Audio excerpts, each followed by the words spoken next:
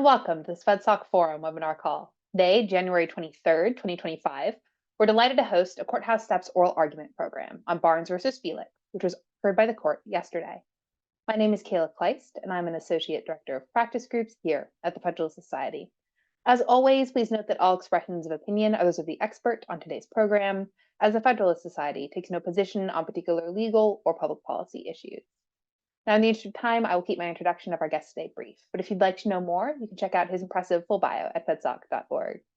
Today, we are fortunate to have with us Matthew Cavadon, who is the Robert Poole Fellow in Law and Religion at Emory University School of Law. Before entering that role, he served for nearly 4 years as public defender in Northeast Georgia, representing clients in misdemeanor, felony, and juvenile cases.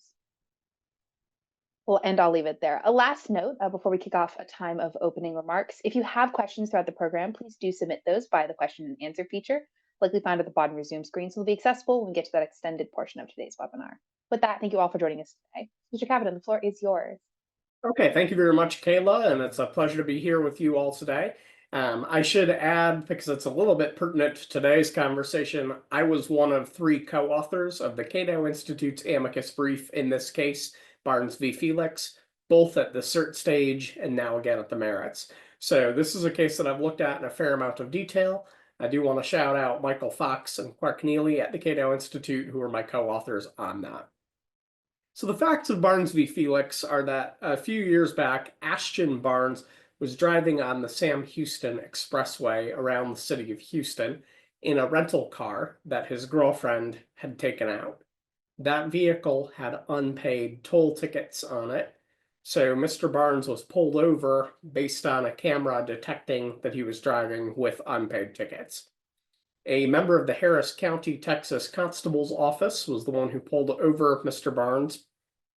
He approached the vehicle, started asking questions. We have limited detail as to the nature of their conversation because although there was a dash cam in the constable's car, he did not have a body cam on. What we can see from the video is that at some point during their conversation, the turn signal on Mr. Barnes's vehicle turns back on. Constable Felix orders him to stop. The vehicle then begins to pull forward slowly. At that point, Constable Felix steps onto the runner of the car, draws his service weapon, and fires multiple shots into the passenger compartment of the car. He kills Mr. Barnes almost immediately. Mr. Barnes's survivors, his family, brought a federal civil rights suit in United States District Court. The United States District Court held that there was no Fourth Amendment violation, applying the Fifth Circuit's moment of threat doctrine test. What the District Court said was it was not allowed to consider issues like the nature of the stop, what other options Officer Felix had before stepping onto the vehicle, or any of those things, but rather that under the Fifth Circuit precedent, the judge was bound to consider only whether or not Officer Felix was facing a threat at the moment that he pulled the trigger. Because he was standing on the side of a moving vehicle, Officer Felix was in danger at that point. That was all that was relevant to assessing the use of force by Officer Felix. This case then went up on appeal to the Fifth Circuit, where a panel of 3 judges heard the case. That panel unanimously agreed that the moment of threat doctrine is what the Fifth Circuit's test is, and that looking again only at that 2-second snippet of time, Officer Felix was in danger, therefore deadly force was authorized. However, the author of the panel's opinion, Judge Higginbotham, wrote his own separate concurrence. He said that he had serious concerns that the Fifth Circuit was misapplying U.S. Supreme Court precedent, that this moment of threat test, in fact, requires courts to exclude a lot of information that's relevant to considering whether or not a search or a seizure is constitutionally reasonable. He looked at common law and at U.S. Supreme Court precedent and said there's nothing requiring a circuit court or a trial court to only look at the moment of threat. Rather, there's supposed to be a more holistic analysis. Mr. Barnes's survivors petitioned the United States Supreme Court to review the case and consider this issue of the moment of threat doctrine. The court did grant certiorari, and asked the question of whether or not there's a moment of threat doctrine within its own precedent or within the Fourth Amendment. Yesterday, the case was argued. And by the way, I should note there's a circuit split on the moment of threat test. There are about 4 federal appellate courts that apply it, a number do not. Some other courts say that they apply it, but then look at officer activity further up the chain. Some other courts say that they don't apply it, but put a lot of emphasis on whether or not an officer contributed to the danger that the officer then used as justification for using force. So there might be a 2-way split, there might be a 3-way split. That's something that the United States' attorney pointed out at oral argument yesterday. To take a quick look backward before we get to the US Supreme Court, the brief that I co-authored for the Cato Institute took a deep dive into the common law, looking at Blackstone, looking at 1800s United States precedent, and found that the moment of threat doctrine really did not exist. There was a rule that any fleeing accused felon could be met with deadly force, could be killed during flight. That's a rule that the Supreme Court got rid of in the 1970s, saying that the definition of felon had moved so much over the centuries that that no longer made sense as a dividing line. Nowadays, the Supreme Court says that a court has to look at whether an officer was protecting other people from imminent harm, what the nature was of the offense that the person was fleeing from, so on and so forth. They cannot shoot somebody simply because they're a fleeing felon. Outside of that rule, though, the common law required courts to look carefully at the nature of the offense that a person was fleeing from when they were struck down by law enforcement or by constables or justices of the peace, as well as the threat that they posed to others, whether or not they were armed, all those kinds of things. There was what we would call nowadays a totality of the circumstances analysis. So yesterday at oral argument, there were actually 4 different presentations. That is quite a bit more than most US Supreme Court cases get. The United States weighed in on the side of Mr. Barnes's survivors and said that the moment of threat doctrine is too broad. The state of Texas weighed in on behalf of Constable Felix and said that officers should not be held liable based on things that they do at some remove from their actual use of force. In spite of there being 4 different presentations, there was some agreement. All 4 parties agreed that there should not be any test requiring courts to look only at the very split second surrounding a use of force. Mr. Barnes in the United States argued strongly for a totality of the circumstances test, like the one used at common law, which is to consider the whole scheme of how an arrest unfolded, what the nature of the offense at issue is, the risks to the public, so on and so forth. The state of Texas and Constable Felix's attorney actually pivoted quite a bit at oral argument yesterday. They argued that the parties' only dispute was about whether or not officers can be held liable if they created danger earlier in the encounter. That is a somewhat separate issue. There have been some cases in federal courts and elsewhere that have looked at whether an officer was properly trained, whether or not subjectively they were acting in good faith when they, say, decided not to knock on a door before entering, things like that. Certain courts have said that if an officer created danger at some point during the encounter, then they are liable for using force later on, even if it's ultimately the suspect who uses force first.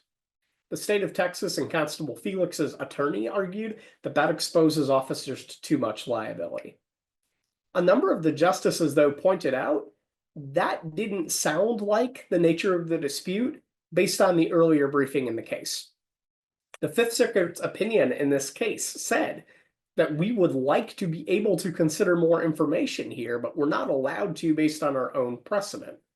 Judge Higginbotham said, Fifth Circuit precedent says we only look at these 2 seconds, and that's all that's relevant. The district court also said, I would like to consider more here, but I am constrained from doing so.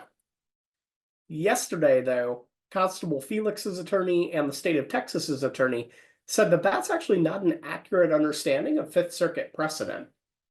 That other Fifth Circuit cases have made it clear that courts can consider other facts, and that all that the Fifth Circuit meant in its opinion below was that it wasn't going to apply this officer created danger doctrine.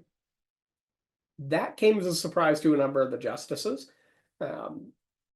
several of whom pointed out that they granted cert in order to answer the question of whether or not there's a use of a moment of threat doctrine. A couple of justices said, look, given that it appears that all four parties here agree that there is no such doctrine, why don't we just write a narrow opinion and send this back down and let the case proceed accordingly? I think, and this is me reading into it a little bit, I think Constable Felix's attorney and the state of Texas's attorney were satisfied that they won below, that there was no Fourth Amendment violation. I think that they found that there were difficulties with defending the rule that the Fifth Circuit used here on appeal because it is made up, but that they didn't want to lose the verdict. And so by arguing that, in fact, the Fifth Circuit, if you squinted really hard, was doing something else, was their way of trying to defend the verdict that they had. In any event, some of the issues that came up during argument and that the justices seemed concerned about were how narrow the opinion should be. One very narrow option would simply be to say, there is no moment of threat doctrine. Apply the test that a number of other circuits use, get rid of that step, broaden out the view for the court, take off the blinders, look at the totality of the circumstances, and let juries and judges make their usual calls about what's reasonable, about when force is justified, about what sort of causation leads to tragedies if they should unfold.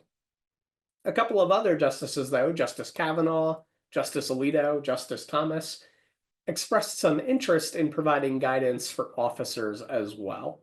There was reference made to the awful attack earlier this month in New Orleans involving a vehicle.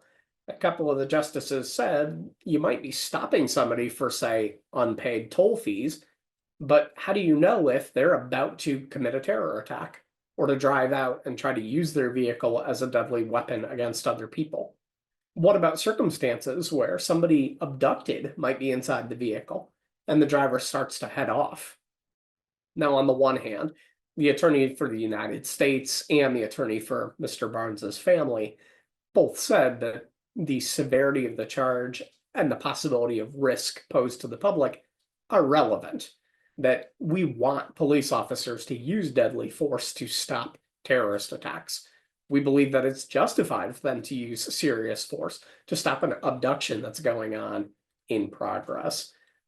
Nevertheless, an officer doesn't know always whether or not a person that they're stopping for a traffic offense is potentially a very dangerous person. I didn't hear the phrase presumption of innocence come up yesterday, but it was in my head as I was listening to some of their questions. We can't have a rule that presumes that every driver is 2 steps away from committing a terror attack. There have to be some presumptions of innocence and regularity and undergirding how we assess police use of force. Another question was, the state of Texas asked the justices to include language in the opinion saying that it is rare for the use of force to be non-justified in a situation where somebody is driving away from a traffic stop. I believe it was Justice Barrett said that might be putting a thumb on the scales here. Every case just has to be assessed on its own, and the Supreme Court shouldn't inject stray comments into its opinion that then every party and every judge is going to cite to say, well, this is not the extremely rare case where, say, you can win against police officers who used force. So that appears to be the main question at this point in the game, not a substantive question about the law, but rather a question about how broad the opinion is going to be, whether or not the court is careful to avoid stray comments in writing the opinion, so on and so forth. Thinking about broader implications of Barnes and whatever decision may come down, one is the issue of minor traffic enforcement.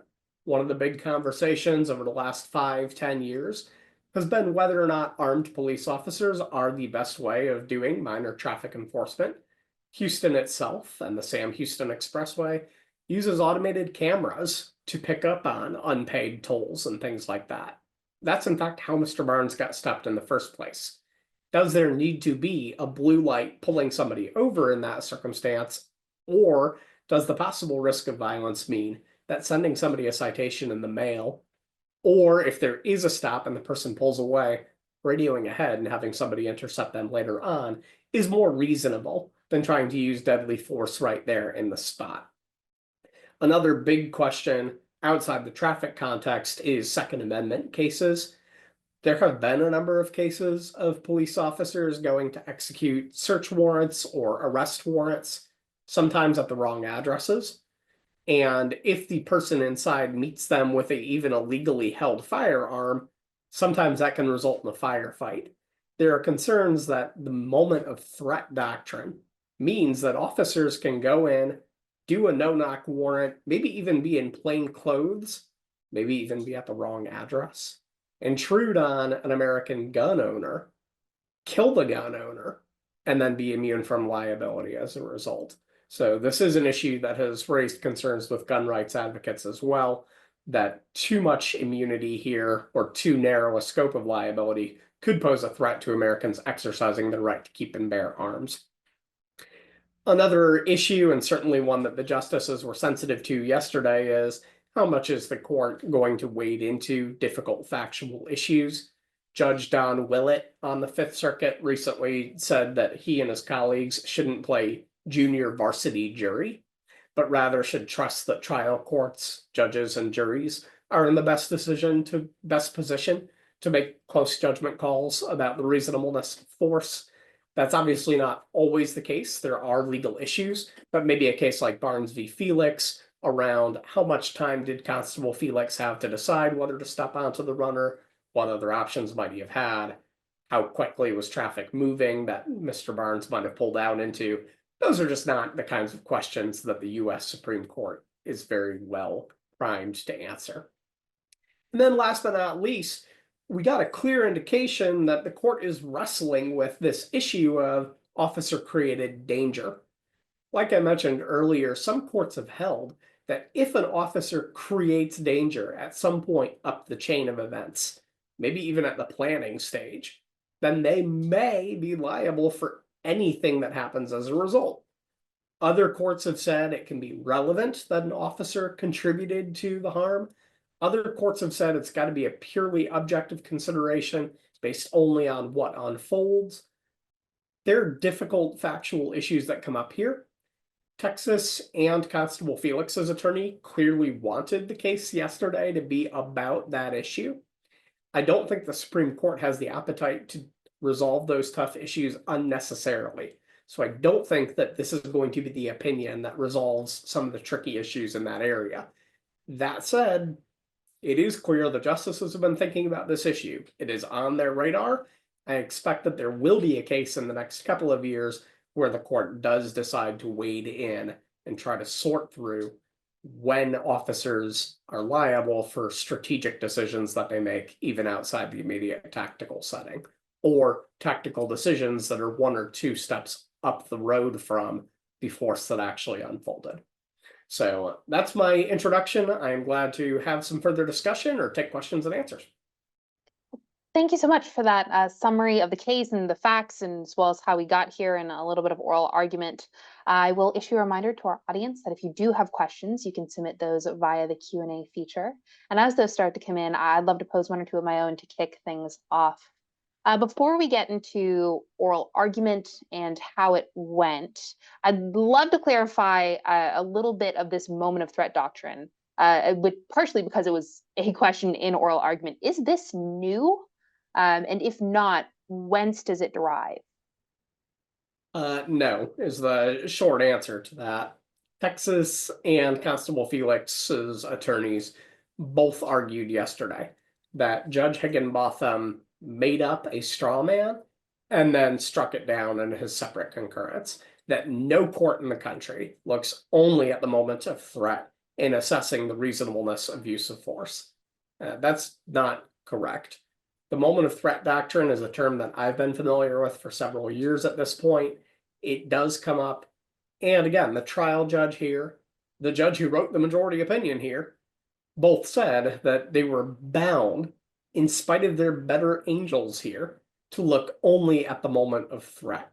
So Texas and Constable Felix wanted the test to be only whether or not the officer created danger and whether or not that automatically creates liability. That is not what this case was briefed on. That's not what the cert petition was about. I know that because I worked on this case at the certiorari stage, again in an amicus capacity. And that's not the question that the Supreme Court granted cert on. Now, a grant of cert does not necessarily mean that the Supreme Court has done its own investigation into an issue. But let's get real. If the United States Supreme Court grants cert on a question, I guarantee you that clerks and judges have looked into whether or not this thing exists. If it didn't, if this was truly just made up, then the court would have either dismissed the case as improvidently granted or done what's called a GVR, a grant, vacate, remand, basically just saying real quick, here's 2 citations, you applied the wrong law, hop back to it. That's not the case here. As far as why the moment of threat doctrine exists, it exists for a lot of reasons that qualified immunity and other doctrines exist, which is concern about ensuring that police officers can do their jobs without undue scrutiny. That's a fair concern. Nobody here wants police officers to be afraid that some pencil pusher down the road is going to micro assess their work and slap them with major liability accordingly. That said, this goes quite a bit to the other extreme. This takes natural understanding that some decisions are split-second decisions and uses that to ignore how we got to those split seconds in the first place. Sometimes that's because a suspect steps out of line and does something dangerous. Other times it's because an officer behaves overzealously. Those are the kinds of tough calls that should be sifted through by courts, by judges, by juries, and that's not what happens under the moment of threat doctrine, where we just pretend that nothing happened until all of a sudden force happened, and if it was justified, it was justified. Got it. Continuing on the conversation of how the respondents chose to frame the argument they were making, is the totality of circumstances doctrine separate from officer-created threat, or is officer-created threat a subsection of that? Do we have a clear sort of like, here's how the two interact with each other? Obviously, it's an ongoing conversation in the space. That depends on how courts interpret this officer-created danger doctrine. Certain ones will simply say something that makes common sense, which is if an officer unprovokedly creates a dangerous situation and then uses that as an excuse to shoot somebody, then they can be liable for that. In fact, Texas's attorney and Constable Felix's attorney yesterday agreed that an officer may, of course, be responsible for creating a dangerous situation. Nobody disagrees with that. The question is, again, how attenuated do we get? Do we go back to, well, the police department didn't train people on all of the possible de-escalation techniques. And if they did, they didn't bring in quite good enough mental health experts. And if they did, well, then maybe this officer would have responded in a way that didn't create the danger in the first place. So we're going to get into, now again, that's kind of a straw man in itself. I don't know that any court would be that picky about what happened, but there's a spectrum, right? Between here's the 2 seconds that matter versus here's a 20-year pattern at the department that matters and how officers create danger. Somewhere in between is totality of the circumstances, I think, which is to look at how did everything unfold within traditional legal concepts of proximate causation and nearness to the event that we're talking about here. And then what is it that caused things to go badly? If an officer's unreasonable execution of a seizure or of a search contributed to that, and there should be constitutional liability for that. And if not, and if it was for the suspect, then officers should not be liable. So. Got it. We have an audience question about the potential ramifications of this case, in particular what it may mean for officers. I know there was some discussion of that in oral argument as well. Can you give flesh out a little bit of what this might mean? And then you can say, hey, here's how, if the decision goes this way, here's what it might mean for training of officers, what officers may need to think about in stops, and what prudence looks like. Sure. So I see the question suggests that officers would do well to knock and identify themselves before entering a home, because a lot of Americans are armed. And so that could be a dangerous situation if officers don't make clear who they are and what they're doing somewhere. To give an example from some decades ago, there was a US Supreme Court case in the 1950s where police officers were investigating a possible illegal lottery or bingo at a boarding house. They decided to have plainclothes officers jimmy open a window inside the house, sneak inside, and search for evidence. The US Supreme Court held that this was not appropriate, that there needed to be some kind of a warrant and some kind of judicial scrutiny about this. Justice Robert Jackson wrote an opinion concurring, saying, look, this isn't just a matter of technical legality. This is a matter of safety. Because a lot of women finding somebody jimmying open the window inside of a bedroom, especially at nighttime, might pull out a gun. He said at that point, one of two things might happen. One is the woman shoots the officer, and that is a dangerous thing. The other possibility is the officer shoots the woman. And Jackson said, if that happened under these circumstances, I would have a hard time convincing a jury that it wasn't murder by the officer. So there is awareness here that these rules are meant to protect life. That is part of the reason why there are really tight restrictions on no-knock warrants. That's something that got a lot of attention in the United States over the past decade. I'm sure listeners will remember the Breonna Taylor incident, where officers executed a no-knock warrant on an apartment. Turns out the suspect no longer lived there. His ex did with her new boyfriend. They did have guns. After firing a shot at what they thought were home intruders, officers killed Breonna. So no-knock warrants are dangerous. Police identifying themselves is really important. And yes, I do think that if the court here holds that there is no moment of threat doctrine, but that the totality of the circumstances matters, then I would hope that departments and officers get the message that they need to think about how serious is the offense here. Is this the kind of thing that we need to kill somebody in order to prevent other harm? Or is this, say, unpaid traffic tickets and we'll get them next time around or send something to their door? Officers should also consider what other alternatives they have and whether or not there's a threat to the public.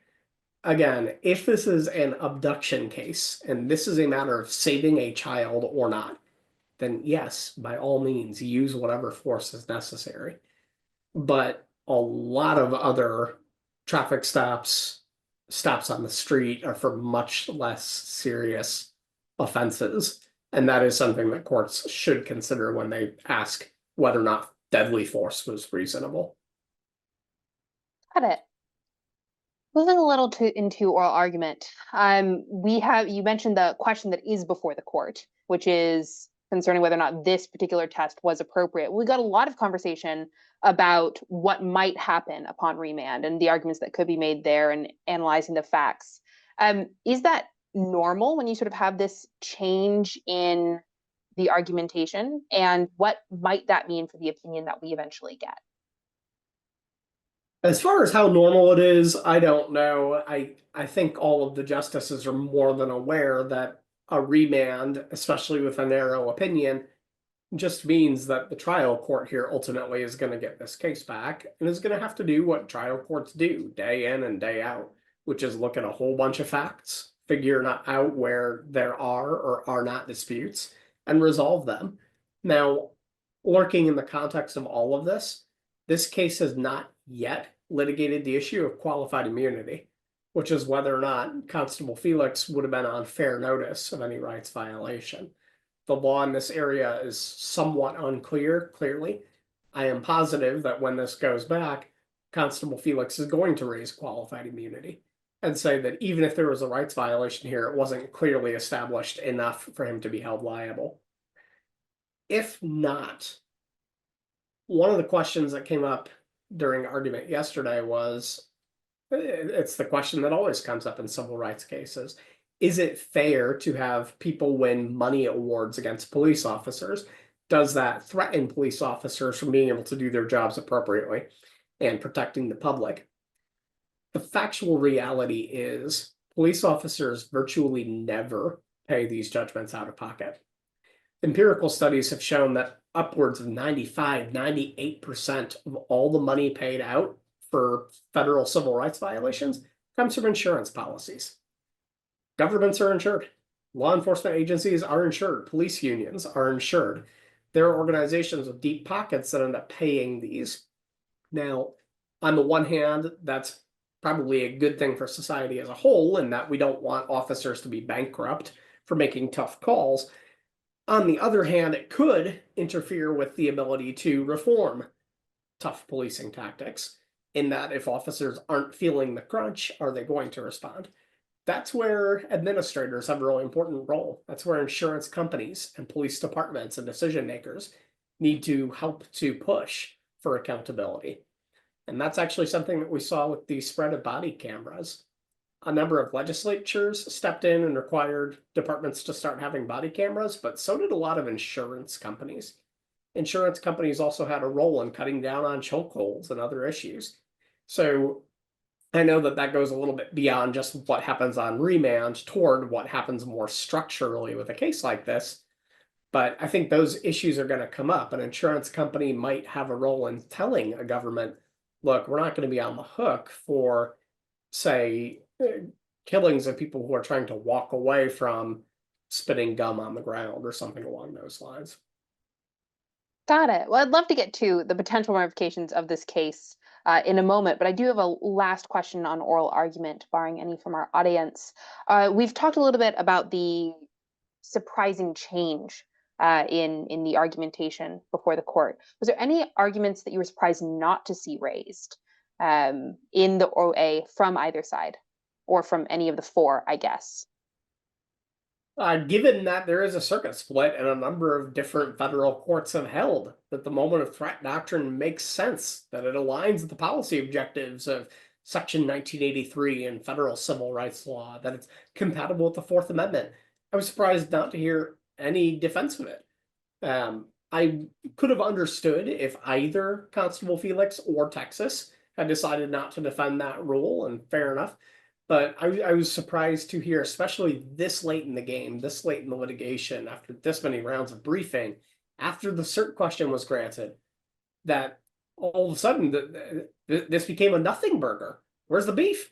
We thought that we were all here. A couple of the justices noted we granted cert on one question. We kind of figured we'd be talking about that today, and instead we're just not. So I was surprised not to hear a defense of it. I criticized the moment of threat doctrine in the two amicus briefs that I co-authored, but I don't think it's not the craziest argument that's been before the Supreme Court recently. I mean, certainly folks could have raised it and just didn't. So I was surprised to hear that kind of unanimity. I do think that simplifies the job for the court on this case, but I was a little bit surprised not to hear a full-throated defense of it.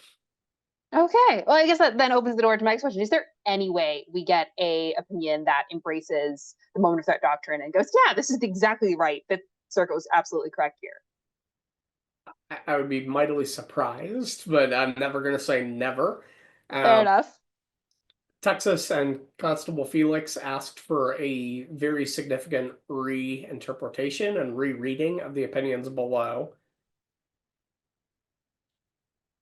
I don't think none of the justices yesterday expressed any interest in going that route, and a couple expressed the opinion that it was far too much of a stretch. So I don't think that is going to wind up being the route that the court goes. That said, surprises happen. Folks may remember a couple of years ago, there was a separation of powers case where the parties all agreed on one solution. One law professor wrote his own amicus brief and said they're all wrong, a pox on all their houses. And the Supreme Court agreed and said, we agree with this one amicus. So anything is possible. That said, after the arguments that happened yesterday, to have that show up would be, well, it would be a little bit unanticipated and unanticipable for anybody other than clerks who are currently working on it, I would think, to see the outcome come down in favor of the moment of threat doctrine. I was left yesterday with no awareness of any way that that doctrine is going to continue to hold water. Okay, fair enough. Well, then turning to more probable outcomes, there's a fair amount of conversation about what reject, yes, turn down moment of threat doctrine, and then what? So could you give a little bit of what was asked for by each party, and then what seems to be the most potential outcome of we reject the moment of threat doctrine and we do nothing, we get a footnote that you should be really careful about the context you consider, we're fully on board with officer created threat. What's that potential here?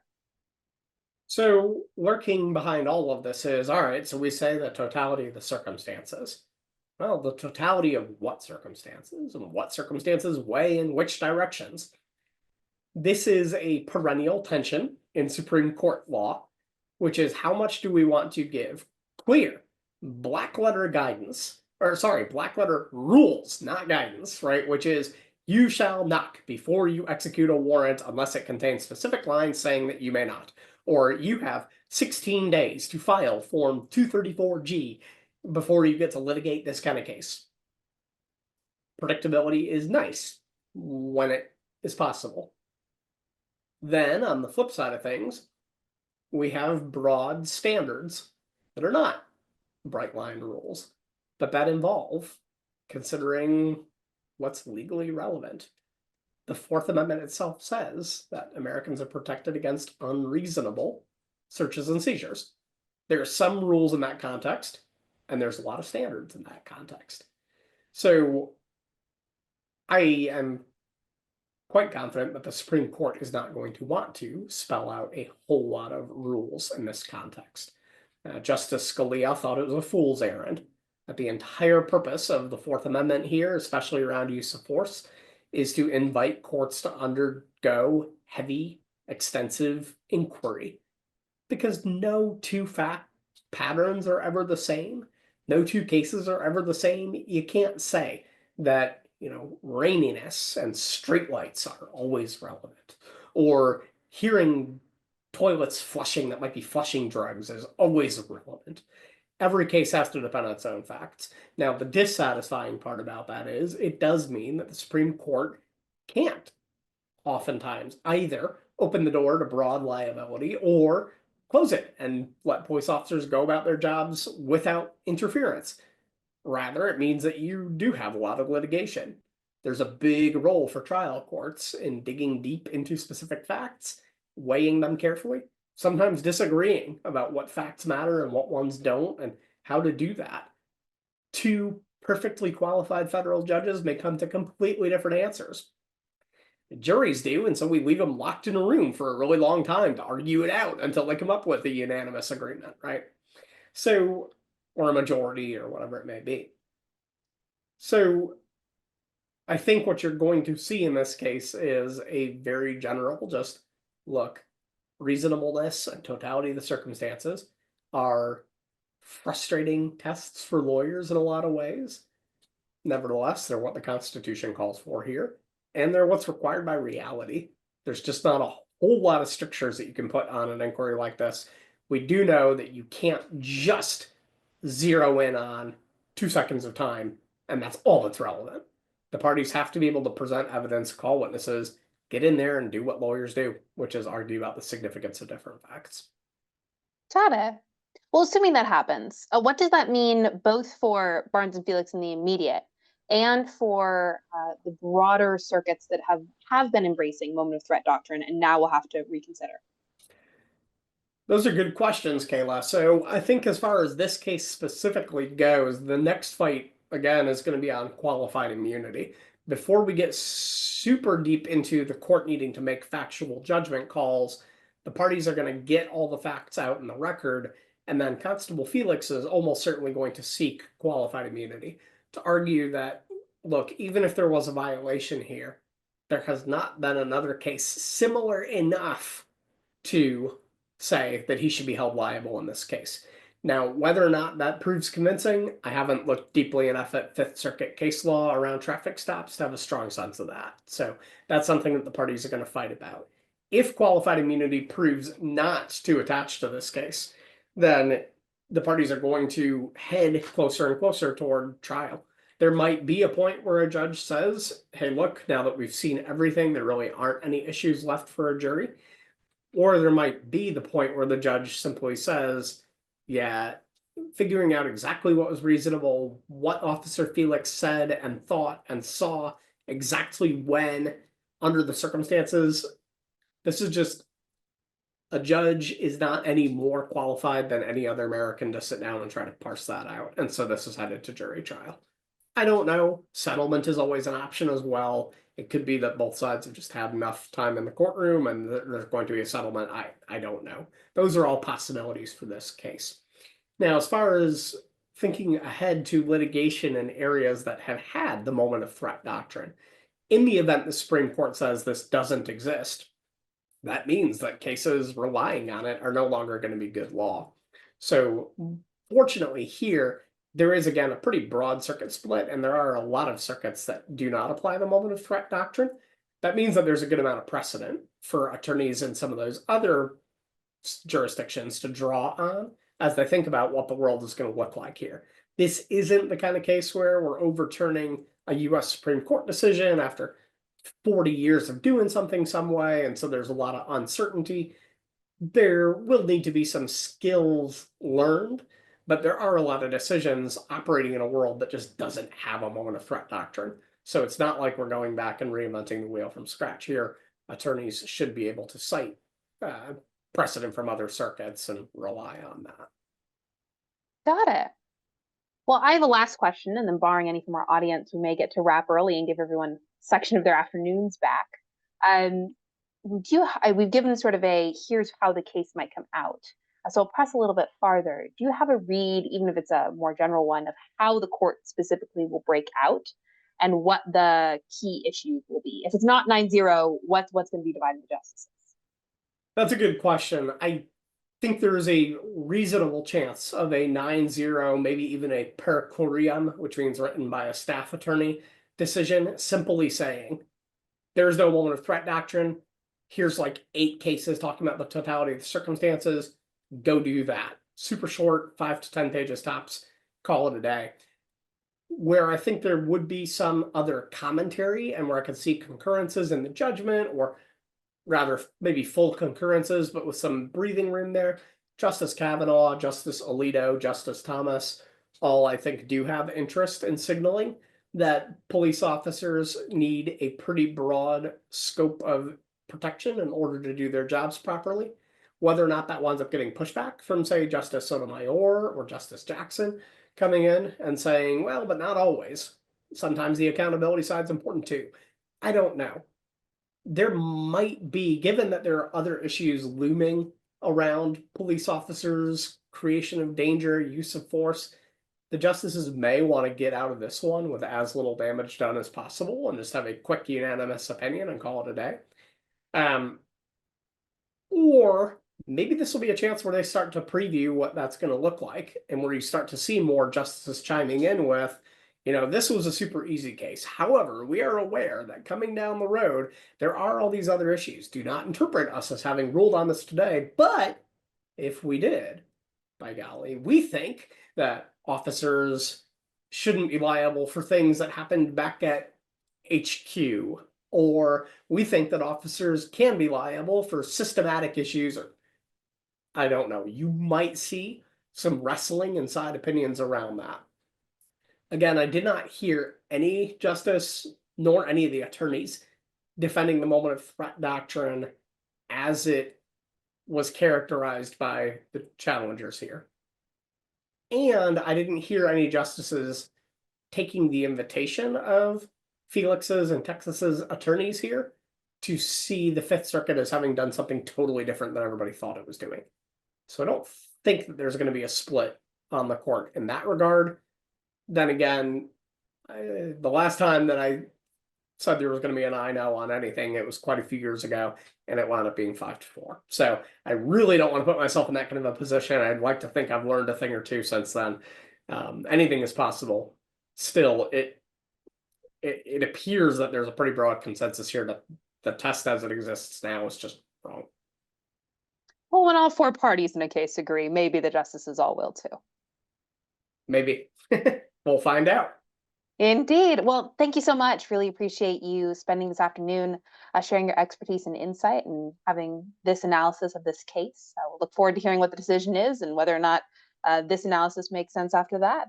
Thanks also to our audience for joining and participating. Welcome listener feedback by email at fedsocforums@fedsoc.org. And as always, keep an eye on our website and your emails for announcements about other upcoming virtual events. With that, thank you all for joining us today. We are adjourned.